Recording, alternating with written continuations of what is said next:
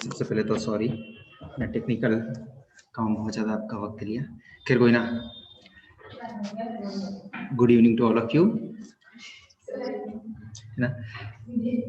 तो बेसिकली आज से हम शुरू करने जा रहे हैं current affair, right. So polity and governance का मिलूंगा and at the same time I will be taking for the international relation, ठीक है, जो भी इंपॉर्टेंट टॉपिक्स हैं, ठीक है। तो अभी अपन सितंबर का शुरू करेंगे, ठीक है। फिर सितंबर अक्टूबर और इस तरह से अपन आगे चलते रहेंगे, ठीक है। तो सबसे पहला इंपॉर्टेंट जो टॉपिक था पॉलिटी एंड गवर्नेंस में मिशन कर्मयोगी, ठीक है। सो ये मिशन, पहली बात तो अपने को समझने की आवश्यकता है कि ये न्यूज में क्यों था। न्यूज में इसलिए था क्योंकि जो अपना जो कैबिनेट है उन्होंने एक मिशन कर्मयोगी है, ठीक है, जो मिशन है इसको अप्रूवल दिया था, ठीक है। तो ये एक पॉइंट है नोट करने वाला कि भाई अभी तक अप्रूवल दिया है, ठीक है। ये मिशन है, याद रखिए मिशन, ठीक है। तो सेलिएंट फीचर्स क्या है इसके, अगर हम सेलिएंट फीचर्स की बात करें, ठीक है। पहली बात है कि rule based to role based, इसका मतलब क्या है। सो इसका मतलब ये है कि पहली बात अगर आप इसका अपन फुल फॉर्म की बात करेंगे तो ये एक national programme for civil services capacity building. तो उससे बोल रही है, इसका मतलब ये है कि जो सिविल सर्विस सर्वेंट्स वगैरह हैं, ठीक है, उनकी कैपेसिटी बिल्डिंग करने के लिए ये मिशन लॉन्च किया गया है, जिसके थ्रू उनकी कैपेसिटी को अपन बिल्ड करेंगे, राइट। First point. सो ऐसा अपन क्यों कर रहे हैं। अगर आपने एक बहुत अच्छा आर्टिकल पढ़ा होगा, इंडियन एक्सप्रेस में आया था, उसमें लिखा था कि India doesn't need officers, India needs rural administration और रूरल एडमिनिस्ट्रेटर, राइट। सो मतलब क्या है कि भाई रूरल में जो प्रॉब्लम्स वगैरह है उसको अपने को एड्रेस करने की आवश्यकता है। सो इसीलिए गवर्नमेंट ने एक प्लान बनाया, एक मिशन बनाया और उसी को बोला है मिशन कर्मयोगी, ठीक है। सो आपका ये कि भाई as a officer you are not bound to rule only, rule तो करना ही है, but at the same time you will have to play your role, what is your duties, right, that should be fulfilled. That was the main concept behind this mission. Salient features की बात करें अपन तो basically ये 5 वर्ष के लिए है, 2020 से लेकर 2025 के बीच में चलेगा। और इस प्रोग्राम के अंतर्गत लगभग 46 लाख जो एम्प्लॉइज हैं, ठीक है, उनको कवर करने की बात कही गई है, जिसके थ्रू हम इनको कैपेसिटी बिल्डिंग करवाएंगे। दूसरी बात ये है जो सेलिएंट फीचर वो ये कि भाई साहब ऑन लर्निंग, फील्ड पर जो काम कर रहा है ऑफिसर, ठीक है, वहां से उसकी लर्निंग पे ज्यादा ध्यान दिया जाएगा, ठीक है। एक तो होता है ऑफ लर्निंग, ऑफिस में बैठे बैठे या फिर एसी रूम में बैठे बैठे सीख रहे हैं, बट फील्ड में जितना आप सीखोगे, जितना समझोगे, उतना अच्छी तरीके से आप गवर्नमेंट पॉलिसी उसको इंप्लीमेंट भी कर पाओगे। That is the second salient features of this mission. Third है कि ना केवल अपन ये दोनों चीज करेंगे बस, बट इसके अलावा हम दूसरी चीज पर भी ध्यान देंगे। जो हमारे सर्वेंट्स हैं, सिविल सर्वेंट्स हैं, उनका बिहेवियर, उनकी फंक्शनिंग और उनका जो भी है सक्षम करेंगे, उनको कॉम्पिटेंसीज वगैरह जो है उसको बढ़ाएंगे और उस पर ध्यान देंगे। सो एक तरह से हमें एक कॉमन सिस्टम, इकोसिस्टम तैयार करेंगे जिसमें हम सारी चीजों का ध्यान रखेंगे, जिससे कि क्या होगा भाई साहब, एक कॉमन सिस्टम रहेगा ना, तो सारे सर्वेंट से उनको पता रहेगा कि भाई क्या क्या चीज करना है, क्या क्या नहीं करना चाहिए, कहाँ पे कमी हो रही है, कहाँ पे नहीं हो रही है, ठीक है। सो एक तरह से इंटीग्रेशन हो जाएगा जो भी सिविल सर्वेंट्स वगैरह उन सबका, और डिस्कशन और डेलिब्रेशन के बाद में जो एक बेस्ट आउटपुट आएगा उस पर अपन काम करेंगे, इजंट इट। थर्ड बात ये है कि भाई साहब देखो, ये प्रोग्राम वगैरह है उसको जो डिलीवर किया जाएगा, ये प्रोग्राम, इसका नाम है, प्लीज इस तरह का क्वेश्चन आ सकता है ट्रेनिंग करके, जी घोट करके, ये कर्मयोगी प्लेटफॉर्म, ठीक है। ये क्या है, एक इंटीग्रेटेड गवर्नमेंट ऑनलाइन ट्रेनिंग है, ठीक है। सो बेसिकली ये ऑनलाइन प्लेटफॉर्म है, ये ऑनलाइन है, प्लीज रिमेंबर। सो वो क्वेश्चन पूछ सकते हैं कि भाई ये ऑनलाइन है, ऑफलाइन और कैसा है। So please remember and try to correct it. Now next point, अगर अपन इंस्टीट्यूशनल फ्रेमवर्क की बात करें तो इस प्रोग्राम में उन्होंने ये बोला कि भाई साहब हम एक काउंसिल जनरेट करेंगे, ठीक है, उसको बोलेंगे prime ministers public human resource council, और उनके चेयरमैन होंगे मोदी साहब अर्थात प्राइम मिनिस्टर साहब, ठीक है, वो उनको चेयर करेंगे। इसके अलावा इसके अंदर और एक विंग होगी, उसको बोलेंगे कैपेसिटी बिल्डिंग कमीशन, ठीक है। ये बेसिकली काउंसिल है, उसको एडवाइस करेगा कि what you have to do, ठीक है। ग्राउंड लेवल पे सुपरवाइज करेंगे और जो भी कमियां हैं, ठीक है, जो भी रिफॉर्म लेना है वो सारी चीज इस काउंसिल को बताएंगे। इसके अलावा थर्ड जो पॉइंट है वो स्पेशल पर्पस व्हीकल है। ये क्या करेगी भाई, देखिए ये यहां से क्वेश्चन आ सकता है कि स्पेशल पर्पस व्हीकल है ना, बताइए कि ये किस एक्ट के अंदर इसको स्टेब्लिश किया गया है। क्योंकि अपन मिशन कर्म योगी की बात कर रहे हैं तो अपन सिविल सर्वेंट से करेंगे, लेकिन ये चीज आएगी तो अपन सोचेंगे अरे यार ये कंपनी एक्ट यहाँ पे कहाँ पे आएगा, तो इकोनॉमी का चैप्टर है। So please remember it will be set up under the company act 2013। हाँ सॉरी, सेक्शन 8, इजंट इट? ये नॉन प्रॉफिट का रहता है।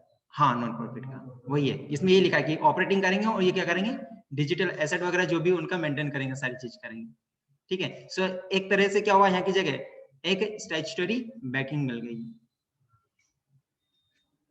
अब इसके बेनिफिट्स क्या होंगे भाई, फायदे क्या होंगे, कोई भी काम करते हैं तो उसके फायदे क्या है, ठीक है। जैसे नमामि गंगे वाला वगैरह चलाया था, सर ने डिस्कस किया था बहुत अच्छे से, तो इसी तरह से इसके कुछ बेनिफिट्स है, ठीक है। जैसा एक्सपेक्ट अपन कर रहे हैं कि ये चीज होनी चाहिए। बात ये कहते हैं कि भाई साहब देखिए, इंश्योरिंग इफिशिएंट सर्विस डिलीवरी।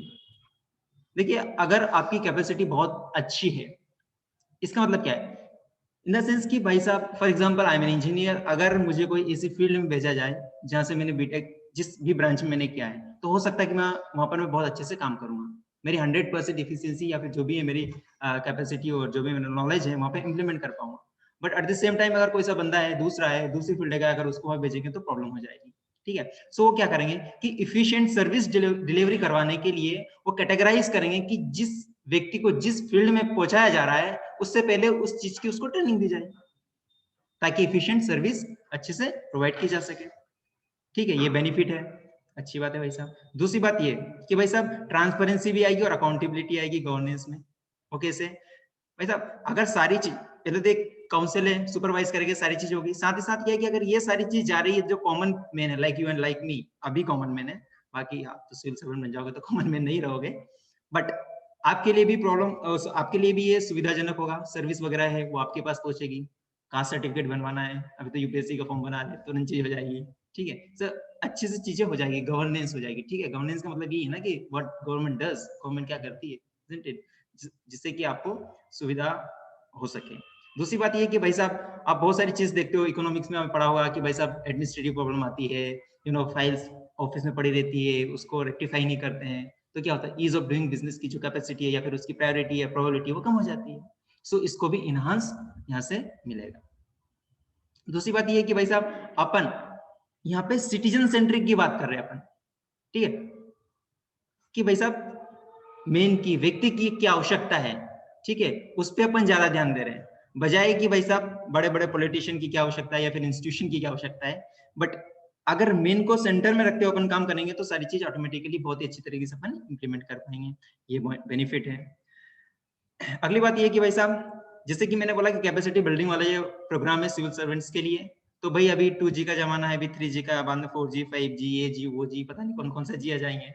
सो अगर कॉमन इकोसिस्टम रहेगा तो ये सारी चीज अपन अपने जो ऑफिसर्स हैं उनको अपन अच्छे से चीज समझा पाएंगे, सिखा पाएंगे, न्यू टेक्नोलॉजीज वगैरह है, क्योंकि we are living in 21st century, so पता नहीं एक दिन में वो नया सॉफ्टवेयर बन जाता है, जिससे कि आने वाली जो भी बाधाएं हैं, समस्याएं हैं, उनको अच्छे से अपन सामना कर पाए और लोगों को सर्विस प्रोवाइड करवा पाए, ठीक है। कॉमन सिस्टम की मैंने बात की है, ठीक है, इस तरह का जो कि पहले वाला ही है। दूसरी बात ये कि भाई साहब अगर अपन ये चीज करते हैं तो जो गवर्नमेंट और सिटीजन के बीच में जो गैप रहता है, ठीक है, आपने बहुत बार एनसीईआरटी में पढ़ा होगा कि भाई साहब एक जो कॉमन पर्सन रहता है ना, वो एक पॉलिटिशियन रहता है थर्ड क्लास, उसके पास ज्यादा जाना पसंद करता है as a compare to officer, ठीक है। उसको लगता है कि भाई मेरी प्रॉब्लम ये सॉल्व कर देगा। तो अगर ये प्रोग्राम को ठीक से अगर इम्प्लीमेंट करते हैं तो गवर्नमेंट जो कॉमन पर्सन उसके बीच में गैप कम हो जाएगा, मिनिमाइज हो जाएगा। अपन ये नहीं बोल सकते कि पूरा ही कंप्लीट इरेडिकेशन हो जाएगा, इट्स नॉट पॉसिबल। तो ये पूरा प्रोग्राम है, तो आपको सिर्फ 2-3 चीजें याद रखने की आवश्यकता है। पहले तो ये वर्ड है, इसको आई कोड करके कर्मयोगी, अगर ऐसा कुछ वर्ड आता है तो समझ जाएगा कि ये सिविल सर्वेंट संबंधित है और कैपेसिटी बिल्डिंग की बात की जा रही है। ये सारे पॉइंट्स आप कहाँ यूज कर सकते हैं, ये सारे पॉइंट्स आप मेंस में यूज कर सकते हो, ठीक है। अगर गलती से अगर पूछे प्रीलिम्स में तो शायद इसके कुछ सेलिएंट फीचर्स है उसके बारे में पूछ सकता है।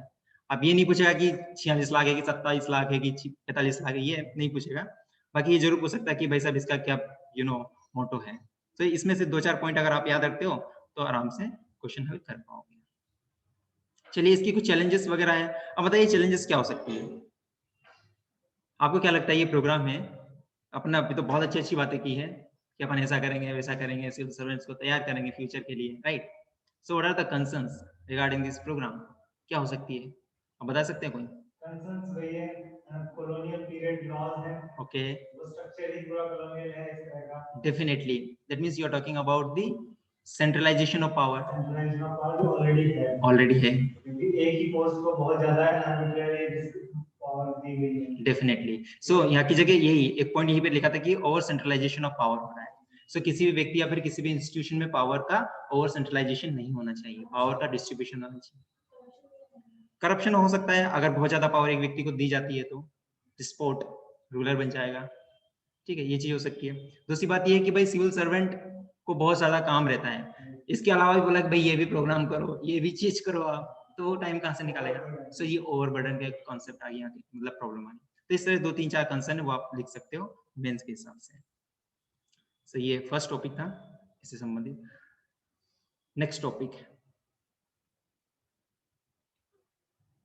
आई होप समझ में तो आ रहा है ना आप सब लोगों को? Okay, thank you. सो दूसरा टॉपिक ये है इलेक्शन कमीशन से संबंधित है, ठीक है, आर्टिकल 324 है ना मीना जी?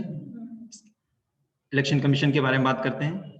तो बेसिकली जो पूरा टॉपिक था वो क्रिमिनलाइजेशन ऑफ पॉलिटिक्स के बारे में बात करता है, ठीक है। तो इससे पहले अपन समझते हैं कि ये टॉपिक है क्रिमिनलाइजेशन ऑफ पॉलिटिक्स, ये न्यूज में क्यों था? इसका मेन रीजन ये था कि भाई साहब अभी जो इलेक्शन कमीशन था उन्होंने ये बोला था कि भाई साहब जो भूतपूर्व जिन्होंने कर्मकांड किए हैं, जिन्होंने क्रिमिनल्स वगैरह किए हैं, तो उनके जो भी केसेस है उनको न्यूज़पेपर में, टेलीविजन को न्यूज़पेपर में 3 टाइम्स पब्लिश करना है, कैंडिडेट को भी और पार्टी को भी, जिस पार्टी से वो कनेक्टेड है, ठीक है। तो ये न्यू गाइडलाइंस उन्होंने जारी की थी इलेक्शन कमीशन ऑफ इंडिया ने। दूसरी बात उन्होंने ये बोली थी कि भाई साहब ऐसा नहीं कि कुछ, चलो पॉलिटिशियन के नाम तो मैं नहीं देता हूँ क्योंकि ये रिकॉर्ड हो रहा है, कुछ लोग मतलब जो विनर्स हैं वो एकदम शांति तरीके से इलेक्शन जीत गए, पर इसका मतलब ये नहीं कि हो सकता है कि उन्होंने भी कुछ भी कर्मकांड किए हों, कुछ हीनियस क्राइम वगैरह किए हों, तो उनको भी ये सारी चीज वेबसाइट पे अपलोड करना है कि भाई साहब हमारे सामने या फिर हमारे अगेंस्ट कोई भी केस वेस पेंडिंग नहीं है। हाँ?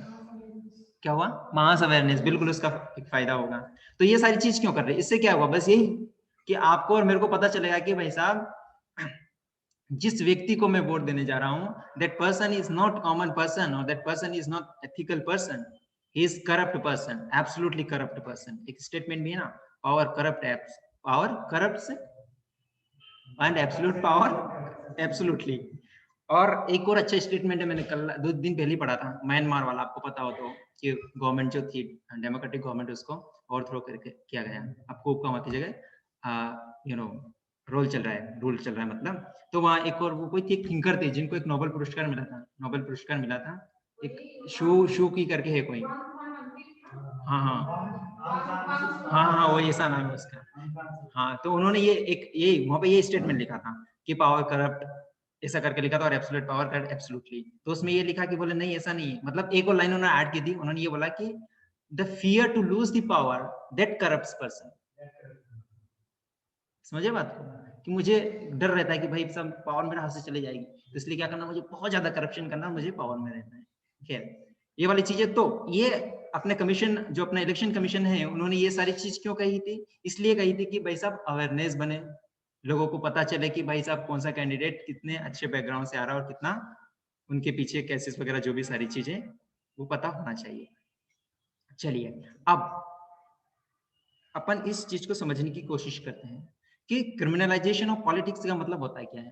देखो सिंपल इसका मतलब है, क्रिमिनलाइजेशन ऑफ पॉलिटिक्स का मतलब ये होता है कि भाई साहब जब गुंडेगर्दी वाले करने वाले लोग या फिर the person who is criminal person is contesting election and he is getting entered into the politics है, पॉलिटिक्स के साथ ही साथ he is getting elected for the representative bodies like parliament, member of parliament and legislative body है, उसमें elected हो रहा है।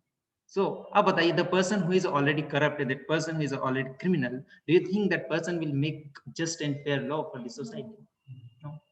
ठीक है, so ये एक बड़ी दिक्कत है, इसीलिए कमीशन ने बोला कि भाई साहब आपका जो रियल फेस है वो दिखाइए। रीजन क्या हो सकते हैं? क्रिमिनलाइज, हाँ कुछ डेटा सर उस दिन मैं बता रहा था आपको, आपने पूछा था कि वो 43% ना, एब्सोल्युटली आप पोस्ट 2019 जो अपना इलेक्शन हुआ था, जनरल इलेक्शन, उसके बाद में लोकसभा में 43% लोग ऐसे हीनियस चार्जेस पुट किए गए उनके अगेंस्ट। सो 43% सर, 100 में से 43 लोग ऐसे हैं जो कि हीनियस क्राइम्स है, मर्डर है, रेप है और खतरनाक वाले क्राइम है, और उसमें सर आउट ऑफ 29 का तो बहुत ही खतरनाक है ना, मतलब क्या ही बताऊं मैं, बहुत ही है। और इसमें टोटल में से पता क्या था, शायद 81 या 91% ऐसे लोग हैं जिनके पास जो प्रॉपर्टी की बात करें तो करोड़ों में सर, 1 करोड़ से ज्यादा है। हाँ, इतनी देखो, इतना उनके पास मसल पावर, ये पावर, वो पावर, पावर ही पावर इनके पास है। सो तो ये सर, ये डेटा था ना सर, एडीआर का था सर, ये ना, एसोसिएशन ऑफ डेमोक्रेटिक रिफॉर्म, एक तरह का विकल्प पढ़ा था इसके बारे में। एक ग्रुप है ये बेसिकली, IIM अहमदाबाद और जो IIM इंस्टीट्यूट है ना, इंडियन इंस्टीट्यूट ऑफ मैनेजमेंट वगैरह, उनके प्रोफेसर वगैरह है, उन्होंने ये ग्रुप बनाया। और ये क्या करना चाहते हैं बेसिकली, इनका मोटो यही है कि भाई डेमोक्रेसी की जो वैल्यूज है उसको हम जिंदा रखें, जो भी क्रिमिनल्स वगैरह है उनको पॉलिटिक्स में इंटर ना करने, ठीक है, उनका ये मोटो रहता है, और अवेयरनेस वगैरह फैलाएं। ठीक, ये बात थी। अब रीजन क्या हो सकते हैं भाई बताओ, रीजन फॉर क्रिमिनलाइजेशन, कोई व्यक्ति बहुत ही हीनियस क्राइम कर रहा है, क्रिमिनल है, वो पॉलिटिक्स में क्यों आ रहा है, इसके कारण क्या हो सकते हैं? मसल पावर है, ब्लैक मनी हो सकती है, ठीक है, और क्या हो सकता है सर? अपने पास वोट बैंक पॉलिटिक्स है। हाँ, वोट बैंक पॉलिटिक्स है। वोट ऐसे कौन ला सकता है, वो सिर्फ वो आदमी जो दबंग है, वो उस एरिया के लोगों को डरा करके और उनसे वोट दिलवा सकता है। एब्सोल्युटली। इसका मतलब क्या है? इसका मतलब ये कि sir there is no ethics in the politics. Who said, किसने बोला था ये? No ethics in the politics. हाँ, who said that there is no ethics in the politics है, और there is no ethics in the politics, और politics में मतलब रिलीजन और एथिक्स है ही नहीं। Machiavelli said that there is no ethics or there is no religion in the politics. लेकिन गांधी जी ने क्या बोला था कि there should be religion in the politics. Ethics और उसका ही बोला था सर, मॉरलिटी, एथिक्स का और रिलीजन का भी उन्होंने बोला था। मतलब रिलीजन बेसिकली आपको यही चीज सिखाता है, मॉरलिटी क्या होगी, एथिक्स से क्या होती है, क्या करना चाहिए, अच्छी बात, ब्रदरहुड, ला ला ला, सारी चीज, ठीक है। और अपना इंडिया का जो है, सॉरी उसका एग्जाम नाम ही बोल दिया मैंने, उसी को मैं क्या बोली, ठीक है, ये रीजन है, ठीक है। और एक और अच्छा रीजन है, जो अपना इलेक्शन होता है वो कौन से सिस्टम पे होता है? दो है, तो फर्स्ट या, so what is the logic behind it, कि जो व्यक्ति मैक्सिमम नंबर ऑफ वोट्स मिलेगा वो व्यक्ति विनर होगा। तो इसमें क्या होता है, जो क्रिमिनल रहता है ना उसको पता रहता है कि भाई साहब 100 वोट है, उसमें तो बटे बटे हैं, अपन 25 वोट भी ले आएंगे तो जीत जाएंगे। तो ये भी एक कारण है, ठीक है सर। इम्पैक्ट क्या होगा सर, मुझे बताओ। इम्पैक्ट ये है भाई, वही एक क्रिमिनल व्यक्ति अच्छा लॉ बनाएगा क्या? नहीं बनाएगा। अगेन वो सबसे पहले वो क्या चीज बनाएगा, वो कानून बनाएगा जिससे कि उसकी बचत हो सके, उसके ऊपर कोई केसेस ना चले, सारे केस चल, ऑब्वियसली वो अपनी जो पावर है उसका मिसयूज करना चाहेगा। फिर coming to second, yes sir, video record हो रहा है सर, मैं कुछ नहीं बोलूंगा क्योंकि इंटरव्यू कॉल आने वाला है। फिर कमिंग टू द पॉइंट, देखिए इलेक्शन कमीशन ने ना किया, हाँ मिसयूज, तभी वो बचे रहते हैं, जैसे विकास दुबे कैसे बच गए। हाँ डेफिनेटली, विकास दुबे जैसे इतना बड़ा गैंग वार कैसे किया उसने, मतलब इतनी बड़ी वारदात जो की, हाँ, पुलिस वालों को ही मार डाला बहुत सारे को। बिल्कुल सर, बिल्कुल। जो गुंडागर्दी होती है पॉलिटिक्स होता है ना, इनका बहुत अच्छा, बहुत ही गहरा रिलेशनशिप होता है इंटरनली, और एक्सटर्नल रहता है, बिल्कुल बहुत अच्छा कोऑर्डिनेशन रहता है। इसके बाद में ये सारी चीज को अंजाम दिया जाता है, otherwise it's not possible. Government machinery को इतना जल्दी से सप्रेस करना इतना आसान नहीं होता है, अगर गवर्नमेंट मशीनरी सोच ले तो। बाकी अगर गवर्नमेंट मशीनरी उसका पार्ट बन जाए तो उस क्राइम को बाहर लाना भी इतना आसान नहीं होता है, ठीक है। Now election commission of India ने जो पॉलिटिक्स है उसको, पॉलिटिक्स में जो क्रिमिनल्स वगैरह हैं उनको इंटर ना करने देने के लिए और भी कुछ कदम उठाए हैं, ठीक है। ये तो उन्होंने खैर बोले, लेकिन इसके अलावा भी दूसरे कदम उन्होंने उठाए। जैसे कि अपन बात करते हैं 1997 में इलेक्शन कमीशन ऑफ इंडिया है, उन्होंने जो रिटर्निंग ऑफिसर्स होते हैं उनको बोला कि भाई साहब, जब नॉमिनेशन होता है उस समय अगर कोई व्यक्ति ऐसा आता है जिसके अगेंस्ट कोई भी केस पेंडिंग है और उसी दिन उसको कन्विक्ट ठहराया गया है, तो उसका नॉमिनेशन उसको कैंसिल कर दीजिएगा। Are you getting me? जिस व्यक्ति के अगेंस्ट केसेस चल रहे हैं और उस दिन कोई रिजल्ट आता है, जिस दिन की वो नॉमिनेशन करने के लिए जाता है, नॉमिनेशन मतलब इलेक्शन लड़ने के लिए जो फॉर्म भरते हैं ना, उसके लिए अगर उस केस में वो कन्विक्ट पाया जाता है, अपराधी घोषित किया गया है कोर्ट के द्वारा, तो उसका नॉमिनेशन उसको कैंसिल कर दीजिए। समझ में आया आपको? हाँ, तो उसका आगे मैं बताऊंगा। यहाँ तक तो समझ में आया? उन्होंने ये डायरेक्शन दी थी उन्होंने। दूसरी बात ये कि स्क्वाड बनाया था उन्होंने, सिस्टम ऑफ फ्लाइंग स्क्वाड। मतलब ये कि वैसे जो ब्लैक मनी वगैरह चलती है ना इलेक्शन में, उसको जब्त करना, पकड़ना। तो ये वर्ड आ जाएगा भाई। हाँ बिल्कुल, शराब, ये तो बहुत ही कॉमन चीज है सर। ये सिस्टम, ये पूछ सकते हैं कि सिस्टम ऑफ फ्लाइंग स्क्वाड किससे रिलेटेड है, ठीक है? तो ऐसा लगेगा कि आर्मी संबंधित है, कुछ एनर्जी वगैरह संबंधित है, तो please remember it is related to the election संबंधित है, और ब्लैक मनी वगैरह उसको कर्ब करने की कोशिश की जाती है थ्रू दिस सिस्टम, ठीक है? अभी क्या सिस्टम है अपने पास? अभी ये कि भाई साहब, जो अपना इलेक्शन, जो कंडक्ट ऑफ इलेक्शन रूल है 1961, उसके थ्रू कैंडिडेट को क्या करना पड़ता है? एक 26 नाम का फॉर्म है, फॉर्म 26, उसको भरना पड़ता है। और उसमें कुछ चीजें रहती है कि भाई साहब आपकी क्वालिफिकेशन कितनी है, लेकिन खैर क्वालिफिकेशन की क्या ही बात करें नेताओं की, खैर बट बताना पड़ता है कि आपकी क्वालिफिकेशन क्या है, आपका एसेट क्या है, आपके ऊपर कोई केसेस पेंडिंग है नहीं है, ठीक है? सारी चीज आपको बताना पड़ती है, ठीक है? आपकी वाइफ है या नहीं है, ये सारी चीज भी आपको बताना पड़ती है। दूसरी बात है कि इसके बाद में इलेक्शन कमीशन ऑफ इंडिया था, उन्होंने जो फॉर्म है 26 वाला कंडक्ट ऑफ इलेक्शन रूल 1961 का, उसमें अमेंडमेंट किया, ठीक है? अमेंडमेंट क्यों किया? तो जो सुप्रीम कोर्ट है ना सर, सुप्रीम कोर्ट ने भी कभी बोला था कि भाई साहब, जो क्रिमिनल केसेस पेंडिंग है ना, देखो जिसकी भी बात कर रहे थे आप, जो क्रिमिनल केसेस पेंडिंग है किसी भी कैंडिडेट के अगेंस्ट है, उनको भी इस फॉर्म में फिलअप करने की आवश्यकता है, करना ही है। ये सुप्रीम कोर्ट ने बोला था। मतलब मैं क्या बताना चाहता हूं कि ना केवल इलेक्शन कमीशन ऑफ इंडिया ने सुधार करने की कोशिश की, बल्कि सुप्रीम कोर्ट ऑफ इंडिया ने भी डीक्रिमिनलाइजेशन ऑफ पॉलिटिक्स करने की कोशिश की। Are you getting me? So दोनों बॉडी ने काम किया है। अब ये सारी चीज कर ली, लेकिन इसके यानी लिमिटेशन भी होती है। तो लिमिटेशन अपन बात करेंगे इलेक्शन कमीशन। जी बिल्कुल, ये सुप्रीम कोर्ट ने ही बोला था, ये सुप्रीम कोर्ट ने ही ऑर्डर दिया था कि जो भी क्रिमिनल केसेस पेंडिंग वगैरह है, वो सारी चीज भी आप ये फॉर्म में दिखवाइए, बताइए, ताकि पता तो चले। सर जजमेंट का नाम तो मेरे को पता नहीं इसका। हाँ सर, अच्छा अच्छा अच्छा, चलिए ये सारी चीज अपने को यहाँ तक समझ में आई सर। अब इसके बाद में लिमिटेशन क्या है भाई? अब देखो ये पॉइंट्स वगैरह है ना, ये मेंस के लिए है। अभी तक जो चीजें चल रही थी ये समझ लीजिए कि प्रीलिम्स से संबंधित थी, ऊपर वाली कि किससे संबंधित है वाला, छोटी मोटी चीजें। अब ये पॉइंट आप मेंस में अच्छे से यूज कर सकते हो। देखिए अपना जो इलेक्शन कमीशन ऑफ इंडिया है ना, भाई साहब वो कोशिश करता है अपनी जितनी पावर है उसके अकॉर्डिंग एक्ट करने की कोशिश करता है, बट जिसकी अपन सारी बात कर रहे हैं, जैसे कि भाई क्रिमिनल केसेस कितने हैं, उसके अगेंस्ट कौन से केस है, किस व्यक्ति का कितना फंड आया है, ब्लैक मनी कितनी है, तो भाई साहब ये सारी चीज करने के लिए मेन पावर की आवश्यकता होगी कि नहीं होगी? इलेक्शन कमीशन ऑफ इंडिया के पास मेन पावर की कमी होती है, लार्ज इंफ्रास्ट्रक्चर की आवश्यकता होती है, तो उसमें लैक वो कर पाता है। इसलिए जो भी चीजें होती है कोर्ट की ऑर्डर वगैरह होती है, उसको कंप्लायंस करना मुश्किल हो पाता है because of lack of the infrastructure और मैन पावर, ठीक है?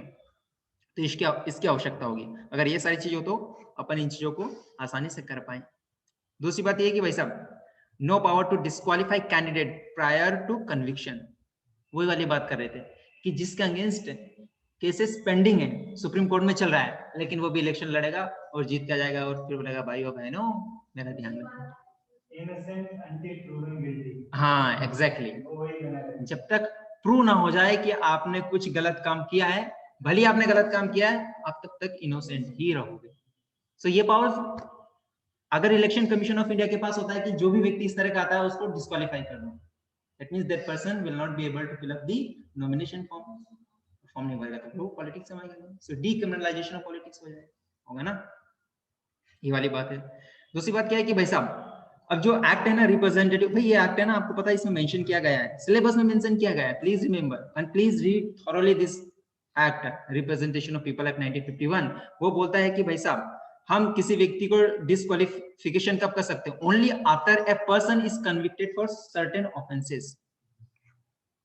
अगर प्रूव हुआ तो ही डिस्क्वालीफाई करते हैं, लेकिन इसके पहले कुछ नहीं कर सकते हैं। ये सेक्शन 8 की बात की जा रही है इसमें।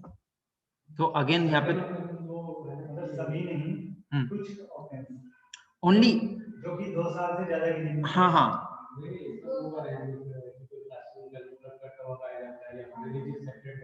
हाँ उसका भी डिस्क्वालिफिकेशन वो अलग होगा सर। इसमें सिर्फ बात कर रहे हैं कि जो अपन इसकी ऑफेंसेस की बात कर रहे हैं, ठीक है, रिलेटेड इलेक्शन वगैरह से संबंधित या फिर कोई भी केसेस चल रहे, तो वहां की जगह डिस्क्वालीफाई नहीं करते हैं। इस ग्राउंड के ऊपर नहीं डिस्क्वालीफाई कर सकते कि भाई साहब आपके जो भी केसेस वगैरह किया है उसके आप कन्विक्ट हो। ये सेक्शन है ना, ये सब बोलता है कि only after a person is convicted. मतलब अगर पेंडिंग चल रहा है, भले मर्डर किया है आपके आंखों के सामने, वो व्यक्ति भी इलेक्शन लड़ सकता है। कहने का मतलब ये जब तक कि प्रूफ ना हो जाए। दूसरी बात ये कि एफिडेविट वगैरह देते हैं तो सर उसमें करेक्ट इन्फॉर्मेशन नहीं देते हैं, ठीक है, फॉल्स एफिडेविट दे दिया। लेकिन ये पावर है जो है ना सर इसके पास नहीं है। जो रिप्रेजेंटेशन पीपल एक्ट 1951 है, उसके अंतर्गत इलेक्शन कमीशन ऑफ इंडिया को ये पावर नहीं है कि वो ऐसे व्यक्ति जिन्होंने फॉल्स एफिडेविट दिया है उनका नॉमिनेशन कैंसिल करते। ये लिमिटेशन है, ठीक है। वैसे अभी इसमें आगे है कि नॉमिनेशन पेपर में अगर आप कोई गलत इंफॉर्मेशन डाल दो तो फिर कुछ एक्शन वो अपन दिसंबर जनवरी में पढ़ेंगे सर। मतलब सितंबर का जैसे अभी इलेक्शन कमीशन ने ये कहा था कि एक पर्टिकुलर चुनाव में किसी कैंडिडेट ने अपना कुछ डिटेल नहीं भरा था, हाँ हाँ इनकम का नहीं भरा था बिल्कुल, या फिर एसेट्स नहीं बताया था, या फिर आपने ये नहीं बताया था कि क्रिमिनल एंटीसीडेंट्स क्या हैं, हाँ as per the supreme court definitely नहीं बताने पे फिर उसका वो रिजेक्ट कर दिया था कि नहीं आप फिर से भर के लाओ। बिल्कुल तो ये अभी एक्शन हो रहा है। बिल्कुल ये हो रहा है सर, ये डेवलपमेंट हो रहा है। फिर इसके बाद में मिसयूज वगैरह रिलीजन वगैरह इसका यूज करते हैं, कम्युनल पॉलिटिक्स वगैरह सारी। तो यहाँ पे कब करना इतना इलेक्शन कमीशन है उसके पास पार्टी को डीरजिस्टर करने की पावर, बिल्कुल वो बिल्कुल पूछा गया था, रजिस्ट्रेशन करने की power election commission of India के पास है, लेकिन डी रजिस्टर नहीं कर सकता है। तो ये भी उनकी एक प्रॉब्लम है सर। तो बताइए ये है कि इसमें कुछ सजेशंस भी दिए गए थे। जो लॉ कमीशन ऑफ इंडिया है और अपना जो इलेक्शन कमीशन ऑफ इंडिया, उन्होंने कुछ सजेशन दिया था कि भाई साहब जो एक्ट है ना 1951 वाला, इसमें कुछ सजेशन है उसको कुछ अमेंड करने की, उसमें कुछ सुधार करने की आवश्यकता है। उन्होंने पहले तो ये बोला था ये सेक्शन है ये कन्विक्ट करने वाला है कि जब तक कोई कन्विक्ट नहीं होता तब तक उसको डिस्क्वालीफाई ना करे, इसको कुछ ना कुछ अपने को अमेंड करने की आवश्यकता है, ठीक है। फिर दूसरा उन्होंने ये बोला था कि भाई साहब कोई फॉल्स एफिडेविट दे रहा है तो उसको कम से कम 2 साल की जेल होना चाहिए अंडर दिस एक्ट, तभी उसको पता चलेगा, तब समझ में आएगा कि भाई साहब मेरे को सही जानकारी देना है, ठीक है। फिर उन्होंने ये वाला ही बोला था कि भाई साहब ये फॉल्स और ये करप्ट प्रैक्टिस जो होता है ना, फॉल्स एफिडेविट वगैरह होता है, उसको करप्ट प्रैक्टिस घोषित करना चाहिए under this section, under the representation of people act 1951। फिर जो भी करप्ट प्रैक्टिस से संबंधित कानून वगैरह होगा उसके अनुसार उसके ऊपर कार्रवाई की जाएगी, ठीक है। इसके बाद में ये तो हो गया, इसके अलावा क्या करना चाहिए? फॉर एग्जाम्पल कोई व्यक्ति है क्रिमिनल है, वो पॉलिटिक्स में आ गया तो क्या करना चाहिए? चलो ठीक है भाई, चलो ठीक है आप तुम आ गए हो चुन चुना के, चलो ठीक है आप क्या करते हैं भाई, तुम्हारा हम ट्रायल करवाते हैं। तो हमारे पास एक बहुत अच्छा सा कोर्ट होना चाहिए जो कि फटाफट उसका क्या करे, हियरिंग करे, ठीक है, ताकि ज्यादा टाइम ना लगे। ये दूसरी बात है कि इस तरह का लॉ बनाना चाहिए। फॉर एग्जांपल आज कोई लॉ बना रहे हैं तो पिछले कई 4-5 सालों का भी इस तरह का बनाना चाहिए कि जितने भी पॉलिटिक्स में इंटर्ड हुए हैं उनके ऊपर कुछ ना इस तरह की प्रोसीडिंग वगैरह होना चाहिए, जिससे कि उनको पता चल सके हाँ भाई ये केसेस वगैरह, और या तो फिर उनका राइट टू वोट जो पार्लियामेंट में होता है, फिर ये बहुत ही खतरनाक स्टेप हो सकता है, उसको सस्पेंड कर दो, या फिर जो प्रिविलेजेस वगैरह मिलते हैं मेंबर ऑफ पार्लियामेंट का, आपको पता है, वो सस्पेंड कर दो, ठीक है। इस तरह की कुछ चीजें करने की आवश्यकता है जिससे कि उनको पता चले कि भाई साहब ये चीज हमको नहीं करना है। दूसरी बात ये कि भाई अपन ने बोला कि इलेक्शन कमीशन ऑफ इंडिया बहुत अच्छी बात है, कॉन्स्टिट्यूशनल बॉडी है, आर्टिकल 24 सारी चीजें, but still that commission doesn't have sufficient power, तो अपने को एडिशनल पावर देने की आवश्यकता है, जैसे कि सर ने बताया था D registration of the political parties. अगर वो पावर होगी तो सब चमकेंगे कि भाई पता नहीं कब डी रजिस्टर कर दे, फिर पता ही आपको तो नेशनल पार्टी और होती है स्टेट पार्टी। इसमें पिछले वाले में हाँ सर, ये सेकंड पॉइंट में भी फॉल्स एफिडेविट, थर्ड पॉइंट में भी फॉल्स एफिडेविट। हाँ तो इसमें तो ये बोला था कि मिनिमम 2 साल की एज, सॉरी ये होना चाहिए, वो सेंटेंस होना चाहिए। और दूसरी बात ये है कि इसी को, पहली बात तो ये है कि इसको अगर किसी ने एफिडेविट फॉल्स भरा है तो उसको मिनिमम 2 साल की एज होना चाहिए, इस तरह का प्रावधान करने की आवश्यकता है। दूसरी बात ये है कि फॉल्स एफिडेविट है उसको करप्ट प्रैक्टिस घोषित करने की आवश्यकता है अंडर दिस एक्ट, सेक्शन 123 जो ये करप्ट प्रैक्टिस इससे संबंधित है ये फर्स्ट वाला पॉइंट जो है वो 125 A as a ground of disqualification conviction वाला। सेक्शन 81 हाँ। ये समझ में आया कि दोनों सेक्शन में क्या रिलेशन। सर ये वाला है कन्विक्शन वाला जिसकी आप बात कर रहे थे, जिसके ऊपर कोई केसेस वगैरह चल रहे हैं, कुछ चल रहे हैं, तब तक उसको डिस्क्वालीफाई नहीं कर सकते तब तक कि कन्विक्शन ना हुआ है। जब तक कि उसको आरोपित है उसको जस्टिफाई नहीं किया गया हो तब तक उसको डिस्क्वालीफाई नहीं कर सकते। तो इसीलिए इसी एक्ट में ये जो अपना सेक्शन दे रहेगा ना, यदि इसको हटा दिया जाए, हाँ 81 जो section 81 clause 1 8 clause 1 of the 1951 जो एक्ट है उसमें से अगर हटा दिया जाए तो कि भाई कोई भी केसेस वगैरह पेंडिंग है तो नॉमिनेशन नहीं लड़ पाएगा, ये बात। Okay sir, next. ये तो इतना खतरनाक टॉपिक है, आप हर एक व्यक्ति को आता है नींद नहीं पूछे तो क्या है भाई, पूरा बता देंगे। चलिए तो सर अपन फटाफट समझने की कोशिश करते हैं। केशव नंदा भारती केस के बारे में अपन बात करते हैं। तो देखिए केशव नंदा भारती केस है भाई साहब, ये बहुत ही फेमस केस है, आपको पता ही है सर, इनकी डेथ हुई थी अभी, ठीक है, इसलिए गुजर गए थे, तो इसलिए ये केस जो था अभी ये टॉपिक था वो भी न्यूज में था। तो इनका पूरा नाम ऐसा था, केशव नंदा भारती एंड श्री पल्दा गालवारू, ठीक है, इस तरह से उनका पूरा नाम था। हो सकता है कभी स्टेट जो थी पीसीएस वगैरह एग्जाम उसमें पूछ ले, कभी कभी छोटी छोटी चीजें। कौन से मटके थे सर?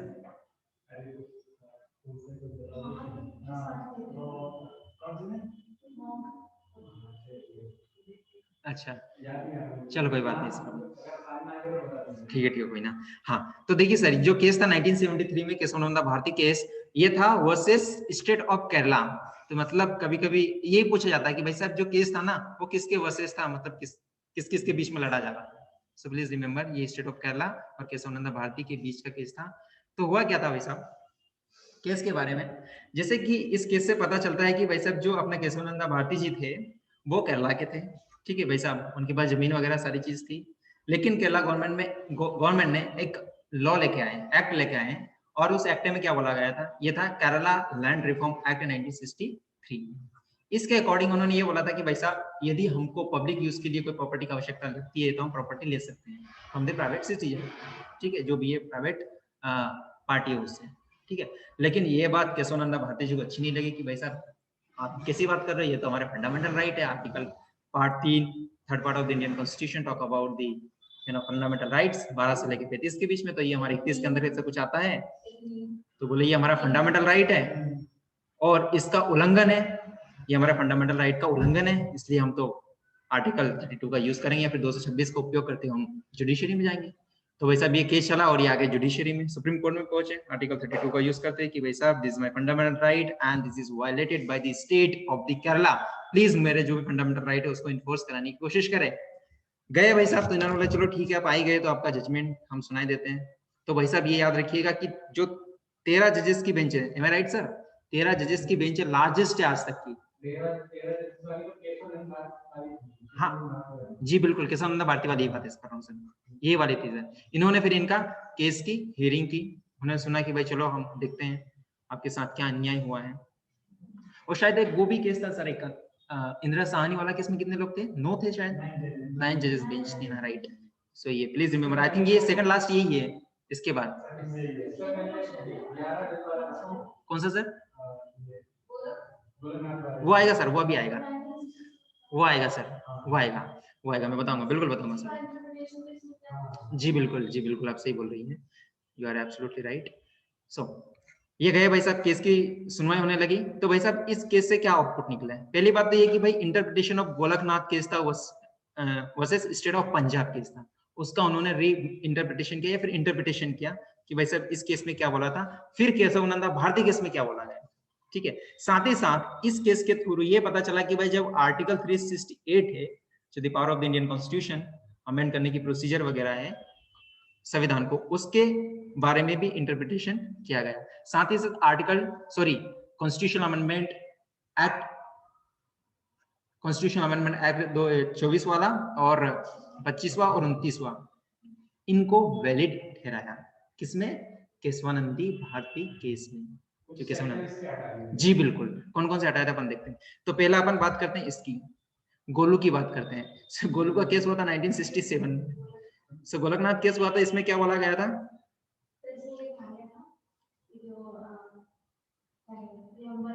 हाँ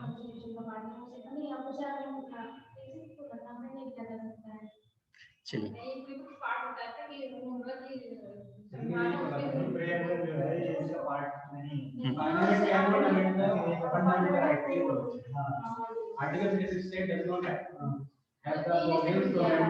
एग्जैक्टली फर्स्ट पॉइंट था, उन्होंने ये बताया कि पहली बात तो ये कि भाई साहब under the article 368 Parliament doesn't have power to amend the Constitution, ये बोला था सर।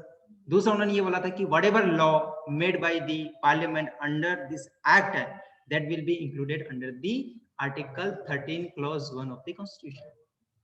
इसका मतलब क्या है? Article 13 clause 1 talks about the prohibition of the state to make any law which violates the fundamental right. Similarly मतलब कहना क्या चाह रहा, सीधा सीधा that case is trying to tell कि भाई साहब that means you can't amend और you can not amend the fundamental rights. सही बात है ना सर? ये बोलना चाह रहे हैं पहला।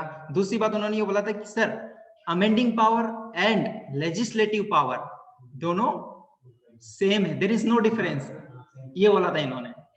ठीक है, 2-3 पॉइंट इन्होंने बता दिया।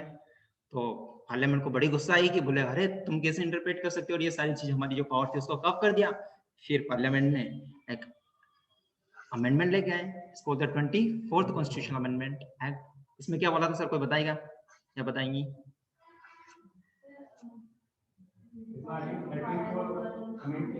हाँ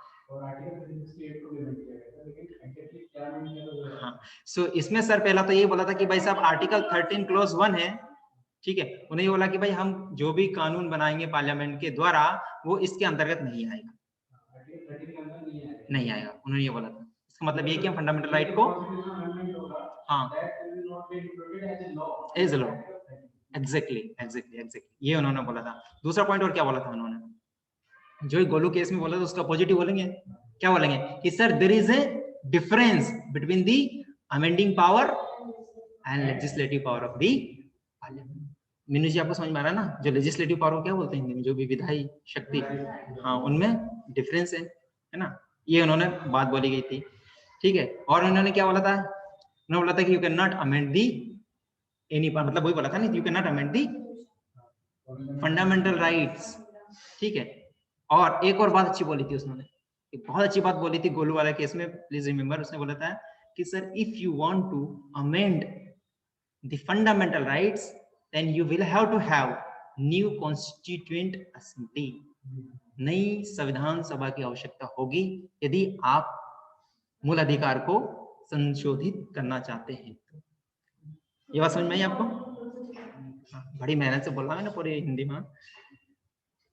अब जो कुछ सेक्शन थे 1 to 3 जो 25th वाला कॉन्स्टिट्यूशनल अमेंडमेंट एक्ट, उसमें भी कुछ उसको वैलिड ठहराया था। इसमें क्या बोला गया था बताइए, कुछ बता सकते हैं क्या कोई 25 में और 29 में?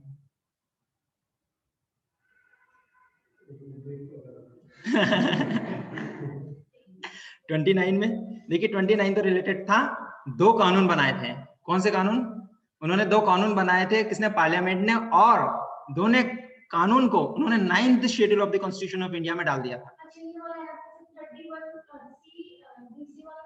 वाला नहीं, इन्होंने लैंड से संबंधित 2 कानून बनाए थे, रिफॉर्म इन द लैंड, और उन्होंने 9th शेड्यूल में डाल दिया था। इसका मतलब क्या है कि भाई साहब जुडिशियल रिव्यू नहीं होगा इनका, सही है ना सर, ये बोला था। और 25th सर किसके बारे में बात करता है sir? 25th constitutional amendment act,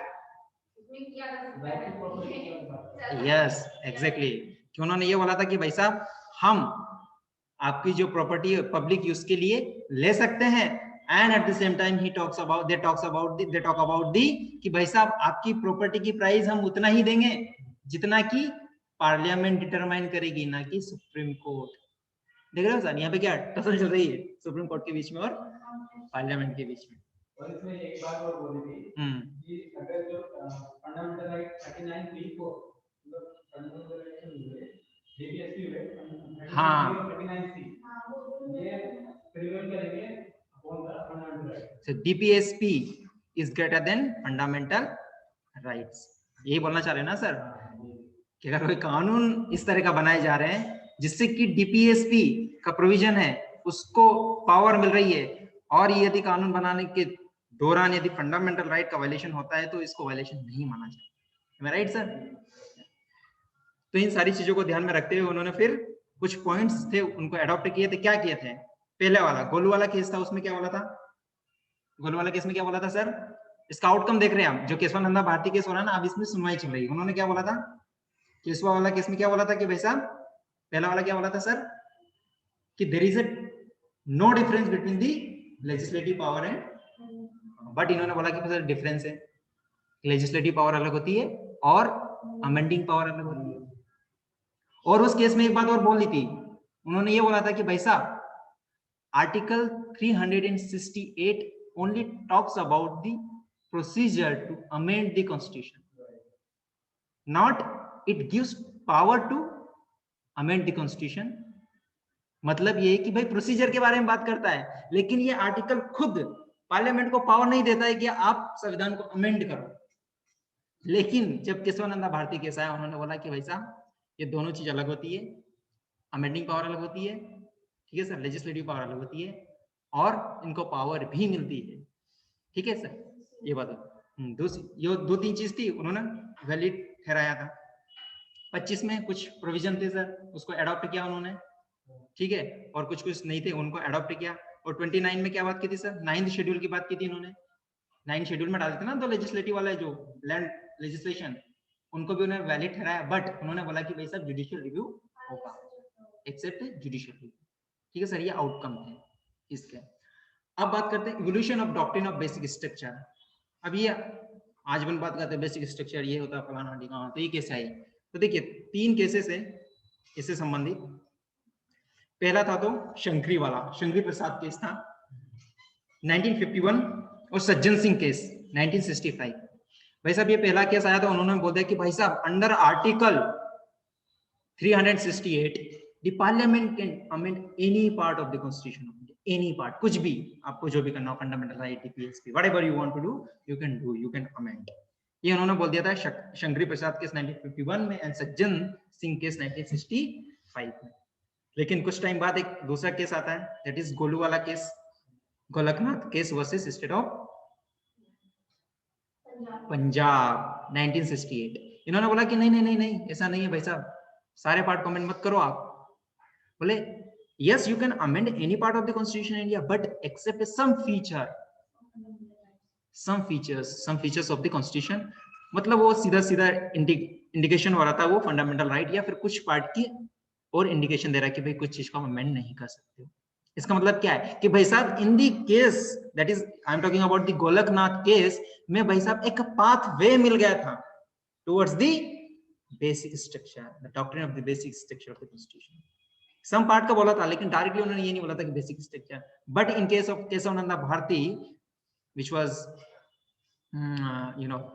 upheld by the Supreme Court in 1973, उसमें ये बोला कि भाई साहब ओके आप अमेंड करना चाहिए, कर दीजिए, you can amend any part of the constitution of India accept basic structure of the constitution.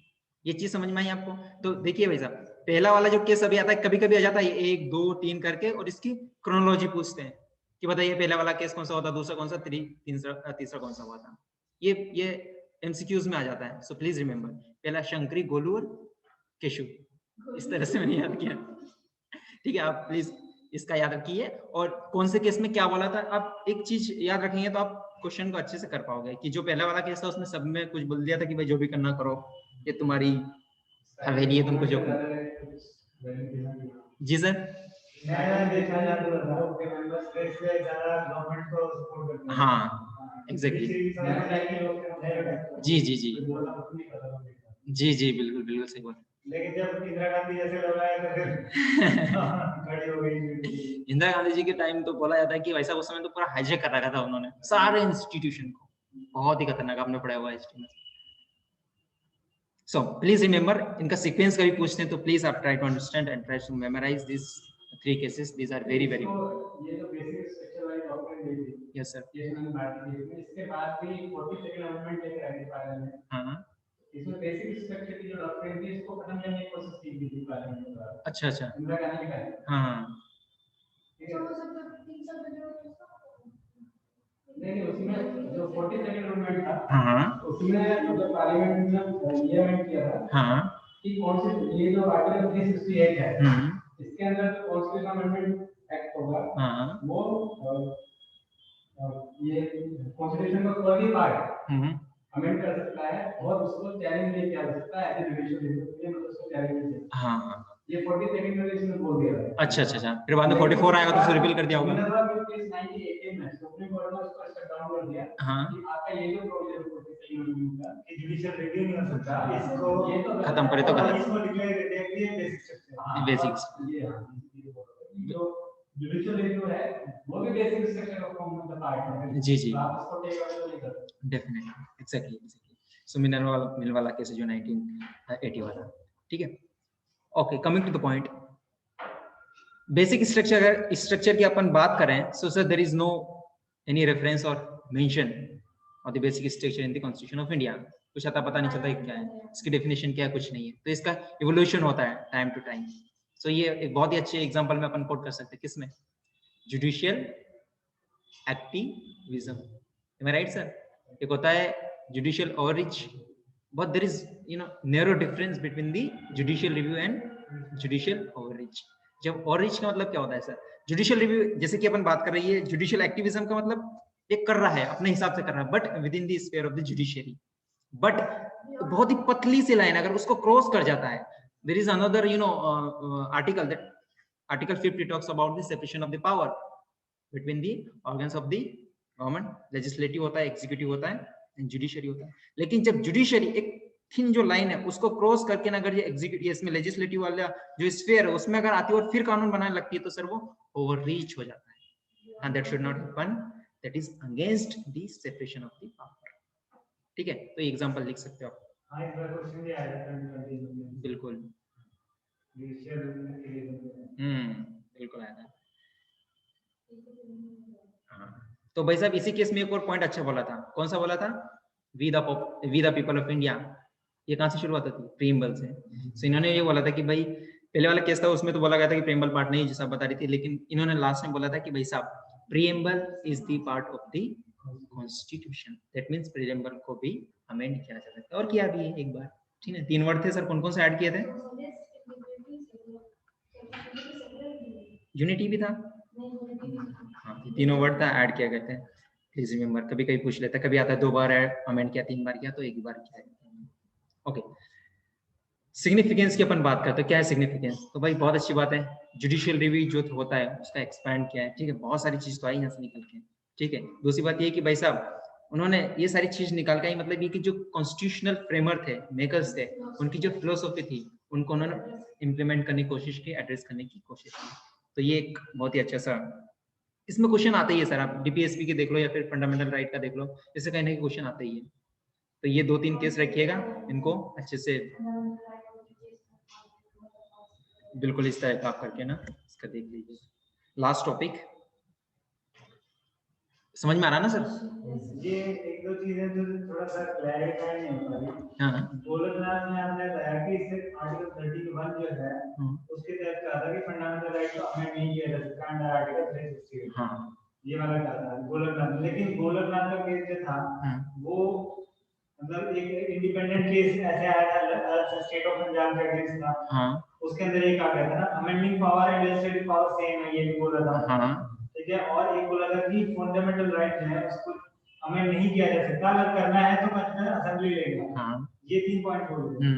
और जो प्रीएम्बल है वो उसके बारे में क्या बोला था, उस समय कोई प्रीएम्बल में कोई क्वेश्चन हुआ था इसमें, इसका तो सर उन्होंने बोला था शायद इसका पार्ट है नहीं है, framework part framework is not the part, not part है ना, ये ऐड कर लीजिएगा सर, मेरे को इसका आइडिया नहीं। ये गोलकनाथ में बोला ना ये, ठीक है। फिर उसके बाद क्या हुआ, अब गोलकनाथ 1967 में आया था। जी बिल्कुल। 4 साल बाद जो है 24 नवंबर 1971 में हुआ। ठीक है। अब इसमें ये बताएगा कि मतलब क्योंकि गोलकनाथ का एजेंडमेंट आ गया तो सरकार ने काउंटर डेफिनेटली करेगी वो, और उसने कहा कि नहीं, हाँ, कि कोई भी आर्टिकल 13(1) के अंडर में जो भी अमेंडमेंट होगा वो कोई लॉ नहीं होगा। हाँ। ये कह दिया था। और अमेंडिंग पावर और लेजिस्लेटिव पावर डिफरेंट है, ये कहा था इस अमेंडमेंट में। और फंडामेंटल राइट्स को अमेंड किया जा सकता है, ये भी कहा था। जी बिल्कुल। और ये भी कहा था कि जो बीपीएसपी है उसमें अगर कॉन्ट्रडिक्शन होता है तो कॉन्ट्रडिक्शन होता है, वो 29th अमेंडमेंट में कहा था। 29th में सर वो 2 लॉज थे। सिर्फ वो 9 शेड्यूल वाला है। हाँ 9 शेड्यूल में कह दिया था ना। हाँ ठीक है, ठीक है। बीपीएसपी जो प्रिवेल करेगा एफआरपी। जी जी ठीक है, ठीक है। तो अब और 29th अमेंडमेंट जो आ गया वो भी मेरे ख्याल से कब आया है, 1970। ये एग्जैक्ट मेरे को डेट तो याद नहीं है, लेकिन इसके बाद ही आया था 1973 का। 72 में है ना, तो अगले ही साल ये अमेंडमेंट हो गया 1972 में गया, जिसमें 9 शेड्यूल में डाल दिया लैंड रिलेटेड। बिल्कुल है ना। उसके बाद फिर आया केशवानंद जी। फिर केशवानंदन जो केस था इसमें केरला लैंड रिफॉर्म एक्ट के अगेंस्ट जाकर के उन्होंने कहा कि देखो यहाँ क्या करना है, यहाँ की अभी जितनी भी कहानी चली ना, पंजाब वाला चला 24th 25th 29th जितनी भी कहानी चली इसके बीच में, उन्होंने बोला चलो ठीक है भाई सब आप एक साइड में आओ, कोने में आओ, तुम्हारा केस हम सुनते हैं। तो जितनी भी प्रॉब्लम इन केसेस में थी, इतनी हेयरिंग में थी या अमेंडमेंट में थी, उन सबको केशवानंद भारती केस में सुना गया। भाई तुम्हारी समस्या हम सुनते हैं, चलो बताओ क्या समस्या है। और केशवानंद ने फिर क्या बोला कि देयर इज नो डिफरेंस, ये एक्सेप्ट कर लिया, यानी कि 24th अमेंडमेंट में जो कहा गया था उसको एक्सेप्ट कर लिया। एक्सेप्ट, लेकिन पूरा का पूरा एक्सेप्ट नहीं है। लेजिस्लेटिव पावर और अमेंडिंग पावर, यानी कि लेजिस्लेटिव पावर ही अमेंडिंग पावर है। उन्होंने बोला था कि स्टार्टिंग में बोला था उन्होंने कि देयर इज नो डिफरेंस, कोई डिफरेंस नहीं है, लेकिन जो केस आया था केशवानंद भारती केस में बोला कि sir there is a difference. अच्छा, there is a difference. Legislative power कानून बनाने की शक्ति अलग है और अमेंड करने की शक्ति अलग है, पावर अलग है पार्लियामेंट की। गोलकनाथ हाँ डिफरेंट की तो बात कर रहा हूँ मैं, केशवानंद भारती केस में डिफरेंट सेम है एग्जैक्टली। दोनों सेम है, हाँ, लेकिन पार्लियामेंट ने इसको मानने से इनकार कर दिया। दोनों अलग-अलग बिल्कुल है ना। अभी जो और फैसला नहीं है, फैसला ने उसको एक्सेप्ट कर लिया। हाँ बिल्कुल बिल्कुल ठीक है। और फिर उसके बाद है कि केशवा ने स्पेशली एक टेक्निकलिटी निकाली। हाँ, कि भाई अमेंडिंग पावर जो दिया हुआ है आर्टिकल 368 में वो कोई पावर नहीं है, ये सिर्फ और सिर्फ एक प्रोसीजर है। ना ये तो गोलू केस में बोला था।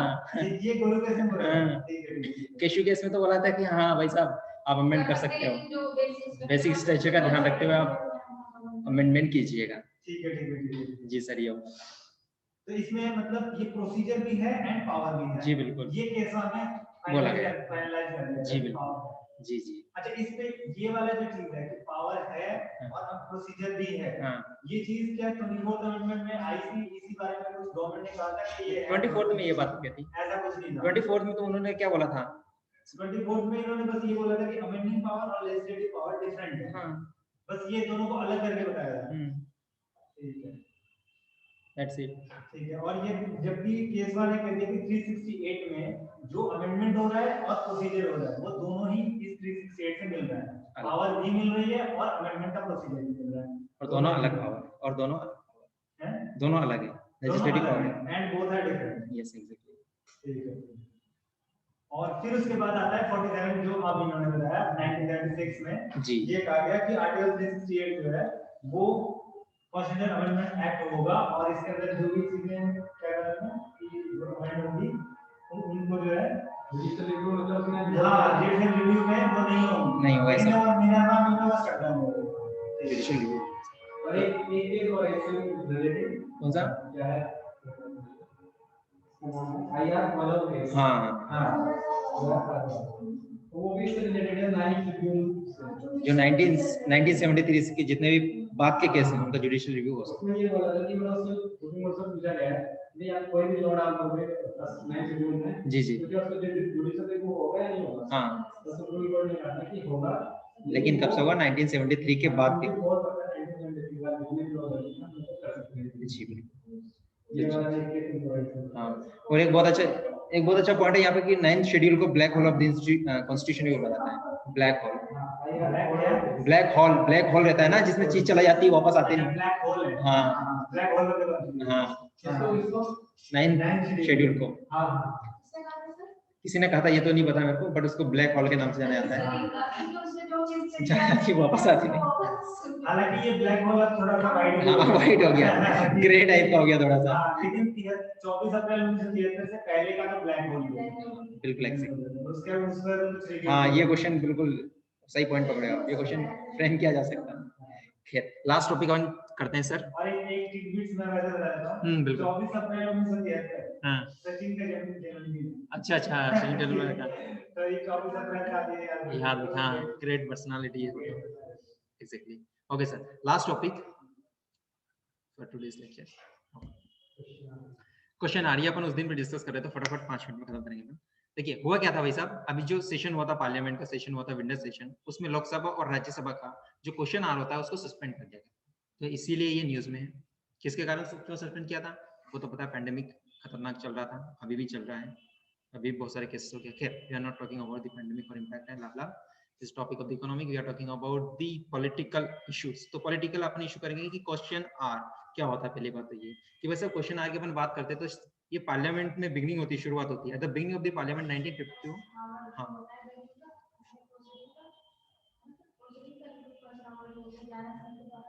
हाँ जी जी बिल्कुल, हाँ, इसी की बात कर लेते हैं, आप बात कर लेते हैं। तो देखिए वैसे डे ऑफ पार्लियामेंट इससे शुरू होता है कि 11 से लेके 12 के बीच में होता है वो क्वेश्चन आर होता है। फिर इसके बाद में क्या आता है, जीरो आर होता है। जीरो आर क्या होता है अपन बात करेंगे बाद में।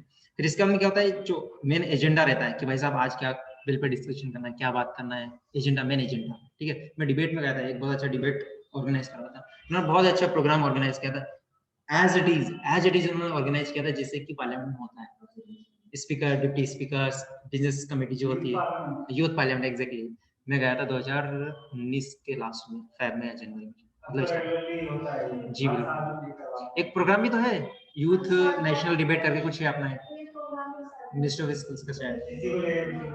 जी बिल्कुल, तो इस तरह का हुआ तो बड़ा मजा आता है सर। हाँ, युवा सांसद करके, जी जी बिल्कुल, वही वही। फिर 1 से 2 के बीच में लंच होता है, खाना वाना खाते हैं कैंटीन में, तो पता है शायद 2 रुपए मिलता है ना खाना सर। नहीं, अब बढ़ा दिया शायद, सब्सिडी हटा दी। अच्छा, अब 2 रुपए आ गए।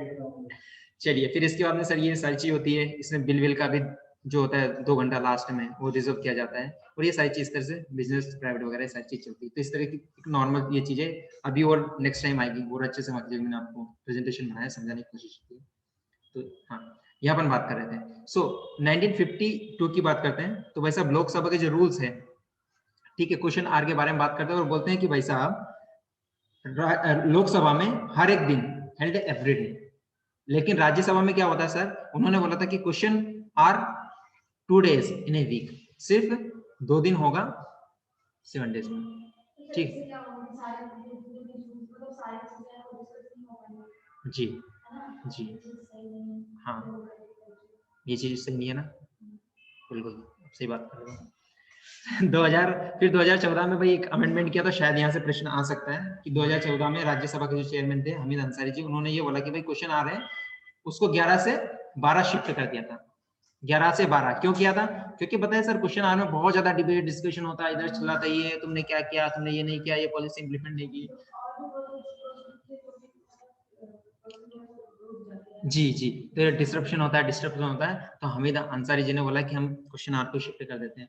बोला खाना वाना खा के आओ, तो बोले खाना वाना खा के आओ, थोड़ी नींद आ जाएगी, शांति बैठोगे। जस्ट जोकिंग, ऐसा कोई रीजन नहीं था, बट उन्होंने फॉर द एडमिनिस्ट्रेटिव कन्वीनियंस और इस तरह का डिस्ट्रप्शन ना हो इसके कारण उन्होंने ये चीज की थी, and I think which is good. ये बेसिक चीज मैंने आपको बताई। देखिए क्वेश्चन आर ये पहली बार नहीं हुआ सस्पेंड, इसके पहले भी हुआ था। That's it. उसमें सब वॉश आउट हो जाता है। In the beginning of the day वो बोलते हैं एडजॉर्नमेंट हो गया फॉर डे, पूरा डे खत्म हो गया, फिर पार्लियामेंट की सिटिंग कम हो जाती है, फिर वही आउटपुट नहीं आता ठीक इससे से। बढ़िया कि पहले 0 आवर करा दो, जो क्वेश्चन पूछे जाने पूछवा दो, उसके बाद क्वेश्चन कर लो, इस तरह से इसके अंदर डिस्कशन होना है तो होता रहे। ठीक है। सो क्वेश्चन आर सर अभी 2019 सॉरी 20 में है ना, 20 में सस्पेंड किया था ना, जनवरी में किया था शायद 2021 में, तो इसके पहले भी सस्पेंड किया था सर 1962 में, 1975 में, 1967 में, लाभ ये 3-4 है। तो याद रखिए अगर स्टेटमेंट आता है कि भाई साहब this was the first time the parliament suspended ये सेशन कर गए क्वेश्चन आ कर, तो please don't mark that statement which is not right. तो इसके पहले भी हुआ था सर, कब हुआ था, एक बात हुआ था 1962 में, जब 1962 में क्या होता है, इंडिया और चाइना का युद्ध हो गया था। सिमिलरली एक बार युद्ध हो गया था पाकिस्तान के साथ 1971 में, और जब इमरजेंसी चली तो वो तो एकदम खतरनाक काला पीरियड चल रहा था, वहां तो पूरा सेशन ही किया था, शायद मानसून सेशन लिखा ना उन्होंने, without any question hour for 2 session, monsoon session भी किया था उन्होंने, विंटर सेशन भी, कुछ नहीं हुआ था। तो ये जी बिल्कुल ये होती है इस तरीके की, तो पहले भी ये चीज हुई है। अब कुछ टर्म्स है, यहाँ से क्वेश्चन आ जाता है कभी कभी, ठीक है, वो स्टार्ट क्वेश्चन क्या होता है, मॉरल क्वेश्चन कि एथिक्स की बात करेंगे हम, इसको क्वेश्चन मत पूछिए। So yeah, basically these questions are asked by the member of parliament to the minister or concerned ministry, ठीक है, ये क्वेश्चन पूछा जाता है और इसका आंसर ऑरली दिया जाता है on the floor of the house, ठीक है। Sorry sir, follow up question, या ट्रू, फॉलो अप क्वेश्चन हो सकता है, मतलब एक क्वेश्चन पूछे एक क्वेश्चन पूछे। तो ये तो हो गया पहला स्टार्ट क्वेश्चन। दूसरा होता है अनस्टार्ट, इसका मतलब होता है कि रिटर्न बाय,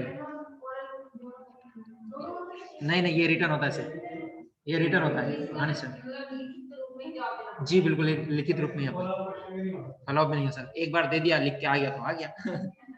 ठीक है, नहीं सर वो अलग होता है, सर वो अलग होता है। देखा है लोकसभा की जो डिबेट होती है, ऐसे कुछ नाम पूछा जाता है, उसमें कई क्वेश्चन ऐसे होते हैं कि जब एक मेंबर उठ कर खड़ा होता है कि I have already tabled the answer in the table of the house, तो वो मिनिस्टर ऐसा बोल देता है, फिर उसके बाद स्पीकर कहता है हाँ सप्लीमेंट्री क्वेश्चन कि भाई ये जवाब आपका ऑलरेडी रिटन है आज का, अब आप पूछना चाहते हो कि क्या इसका और कोई फॉलो अप क्वेश्चन है, तो वो फिर पूछते हैं दोबारा से, फिर उसका जवाब दिया सर। जहाँ तक मुझे आइडिया है, मैंने पढ़ा शायद मैंने भी पढ़ा, हो सकता है मैं एक बार और चेक कर लूंगा सर।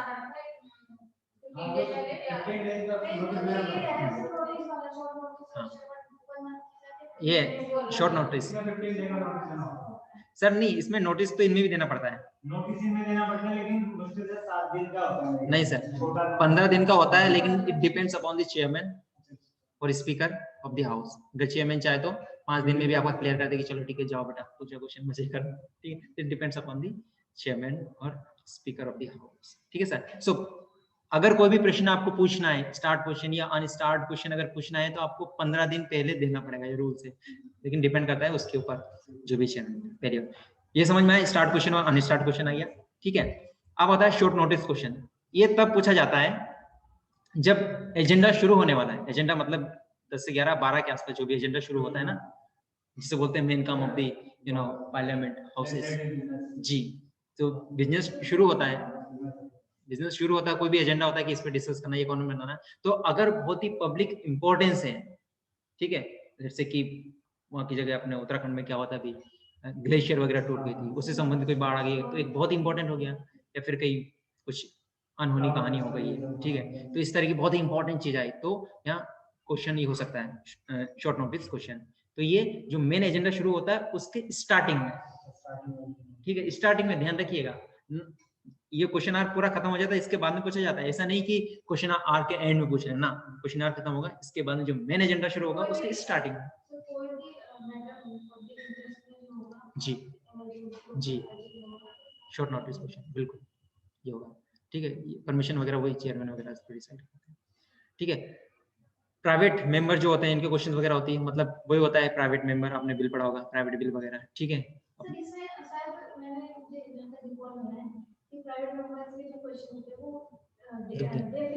दो दिन जी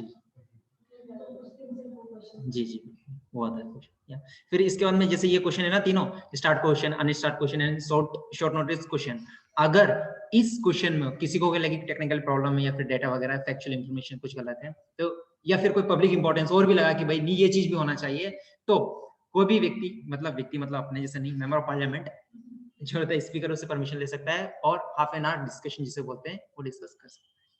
ठीक है, ये सारी चीज होने के बाद चलिए आगे बात। अब देखो इसमें लिखा, देखो परमिशन लिमिट ये होती है कि 5 क्वेश्चन एक व्यक्ति पूछ सकता है इन अ डे। 5 क्वेश्चन लिख के दे दिया, बोल दिया कि भाई साहब ये क्वेश्चन इसका आंसर दीजिए, ठीक है, 5 से ज्यादा नहीं।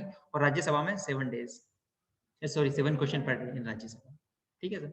सिग्निफिकेंस क्या है, आप तो ये सिग्निफिकेंस मैंने लास्ट टाइम बता ही दिया था, अच्छी बात है, पब्लिक इंपॉर्टेंस है, लोगों को पता चलता है क्या चल रहा है पार्लियामेंट में, कौन सी पॉलिसी आने वाली, कौन सी नहीं आने वाली है, ट्रांसपेरेंसी, लाभ लाभ लाभ जो भी सब चीजें अवेयरनेस वगैरह है, पॉलिसी वगैरह सबके बारे में पता चलता है। जुडिशियल इंटरव्यू वगैरह है, सॉरी जुडिशियल जो लिमिट जुडिशियल इंटरवेंशन वगैरह ये ज्यादा नहीं होगा अगर ठीक ठाक डेलिब्रेशन डिस्कशन ये सारी चीज होगी, नॉर्मल सी चीज है सर। बस sir that's all from my side for today's class. Sir अगर कोई डाउट हो तो मैं कोशिश करूंगा एड्रेस करने की। हो गया, कर दो सर बंद में। हाँ कर दीजिएगा, थैंक यू। हाँ अच्छे से डिबेट होगा तो जो जुडिशियल इंटरवेंशन है वो भी नहीं होगा।